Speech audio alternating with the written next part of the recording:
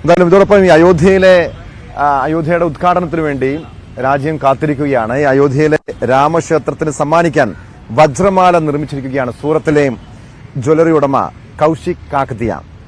അമേരിക്കയിൽ നിന്നെത്തിച്ച 5000 വജ്രങ്ങൾ ഉപയോഗിച്ച് 35 ദിവസമെടുത്താണ് 700 ഗ്രാം തൂക്കമുള്ള വജ്രമാലയുടെ നിർമ്മാണം പൂർത്തീകരിച്ചത്.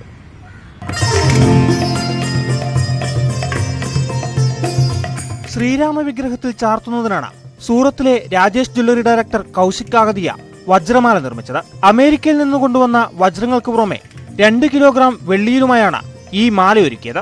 രാമക്ഷേത്രമാണ് വജ്രമാല നിർമ്മിക്കാൻ പ്രചോദനമെന്ന് കൗശിക് കാകതിയ പറഞ്ഞു. ये जो हमने राम मंदिर बनाया है इसमें 5000 से प्लस अमेरिकन डायमंड यूज हुए हैं और ये 2 किलो चांदी में बना हुआ है. इसका मेन ये जो बनाया है हमने, इसके में जो प्रेरणा मिली, ये जो अभी अयोध्या में जो नवनिर्मित हो रहा है राम मंदिर, वहीं से हमें प्रेरणा मिली है. इसमें जो छोटे छोटे जो दिख रहे हैं ना आपको नक्शी काम, उसमें जो रामायण के जो मेन पात्र है, जो मेन अध्याय है, उसको हमने इसमें दर्शाने की ट्राई की हुई है पूरी. ക്ഷേത്ര മാതൃകയ്ക്കൊപ്പം ശ്രീരാമനെയും സീതയെയും ലക്ഷ്മണനെയും ഹനുമാനെയും വജ്രത്തിൽ കൊത്തിവച്ചിട്ടുണ്ട്. വിദഗ്ധരായ 40 സ്വർണ്ണപ്പണിക്കാർ 35 ദിവസമെടുത്താണ് വജ്രമാലയുടെ നിർമ്മാണം പൂർത്തീകരിച്ചത്. ये हमने बनाया 30 दिनों में बनाया हुआ है और 40 से ज़्यादा वर्करों की मदद से ये काम हुआ है.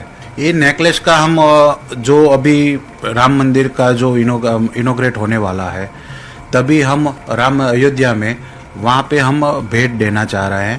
അമൂല്യ വജ്രങ്ങൾ കൊണ്ട് നിർമ്മിച്ച ഈ മാല ശ്രീരാമ വിഗ്രഹത്തിൽ ചാർത്തുമെന്ന് രാമക്ഷേത്ര ട്രസ്റ്റ് കൗശിക്കിനെ അറിയിച്ചിട്ടുണ്ട്. News desk, news 18.